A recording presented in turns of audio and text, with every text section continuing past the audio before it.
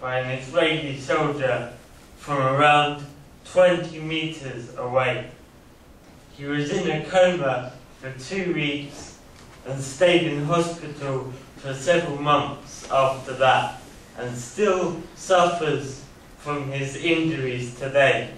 And you could tell, because all his brothers were very jokey people, whereas Hamid was much more serious and would get angry very easily over small things.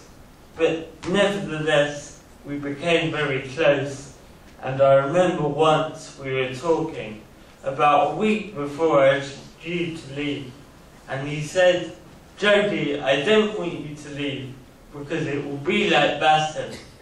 And he was talking about his cousin, Bassem Abu Rahma, who was killed during one of the demonstrations in April of last year.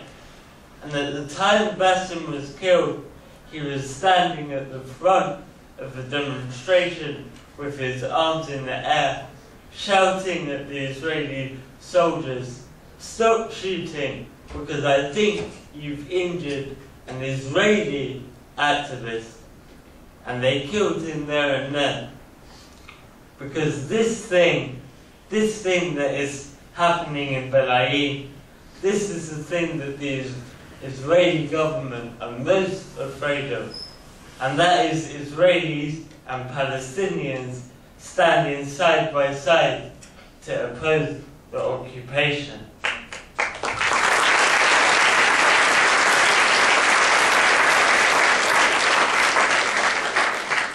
Now, one more person I want to tell you about from Betleim is a guy called Rani. Now, if you can imagine, the first time I went to this small Palestinian village to participate in the weekly demonstration, and I saw the guy at the front of the crowd, a guy in an electric wheelchair like myself, I couldn't believe my eyes. Over time, we became very close. I mean, by the end of the 6 months, he was offering to find me a Palestinian wife.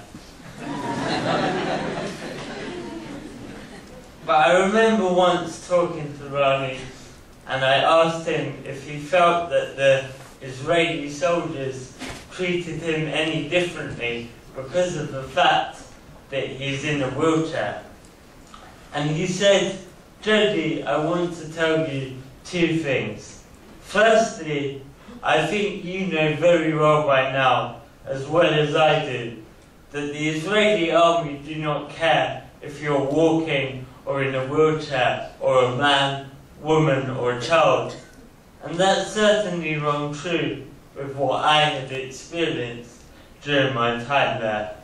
I remember during one of the night raids, an Israeli soldier rolling a sound grenade just under my wheelchair so that it exploded up into my face. And I remember during one of the Friday demonstrations, sitting on my own in my wheelchair at the front after most of the crowd had been forced back, and 6 soldiers simultaneously throwing tear gas as if I was some kind of threat to them. And the second thing I want to tell you, Rani said, is that it doesn't matter whether you're in a wheelchair or not. What's important are the ideas and the resistance that's in your mind. Now, just before I left, Rani's wife gave birth to triplets, so he's a very strong guy in more ways than one. Now, I want to leave you with a quote from the famous Palestinian writer Edward Said, when talking about the Palestinian struggle. He said, "This is a moral mission for each of us to pursue by not forgetting, but by reminding each other and the world, and by testifying to the continued injustice against us. I simply cannot imagine that history will ever excuse us for failing in this task. Thank you very much.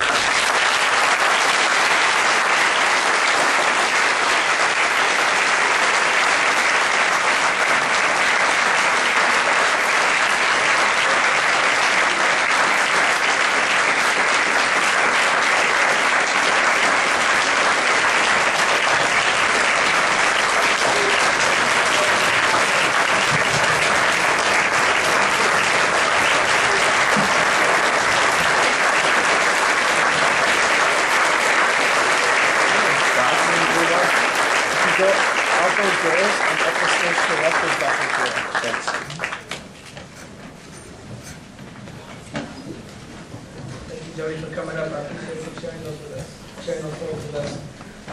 So now, without further ado, Dr. Norman Finkelstein is an independent scholar who is well known for his extensive research and prolific works on the Israeli-Palestinian conflict. Dr. Finkelstein, who received his doctorate from Princeton University's Department of Political Science, is the author of 5 books, including Beyond Schultz's book on the misuse of anti-Semitism and the abuse of history, and Image and Reality of Israel-Palestine Conflict. His newest book, entitled This Time We Went Too Far, Truth and Consequences of the Gaza Invasion, offers a candid look at Israel's brutal siege on Gaza in December 2008. This evening, Dr. Finkelstein will elaborate on his most recent book's theme, about the crippling implications of the Israeli invasion into Gaza, a 22-day military attack which resulted in a humanitarian crisis. Without further ado, Dr. Norman.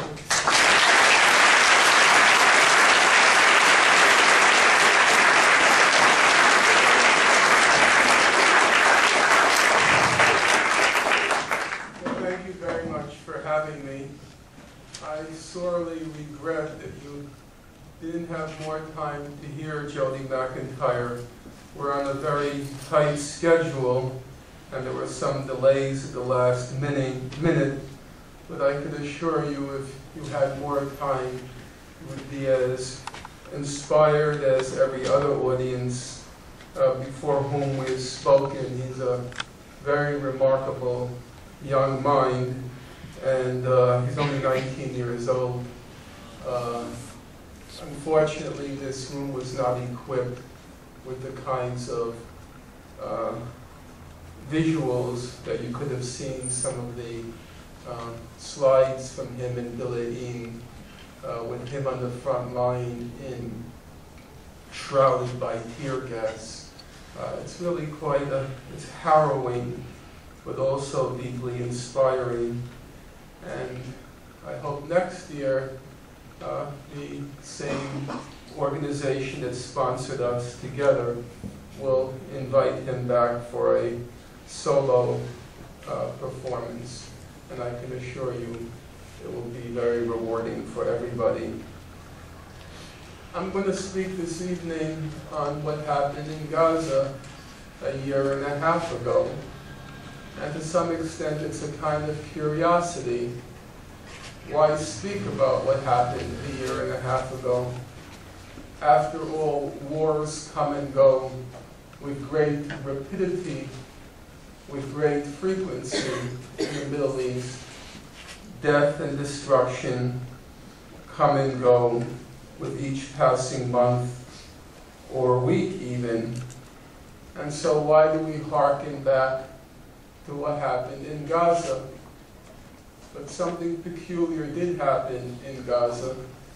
We know that from the fact that Gaza won't go away. As much as Israel tries to bury the memory of Gaza, the ghost of Gaza keeps hovering.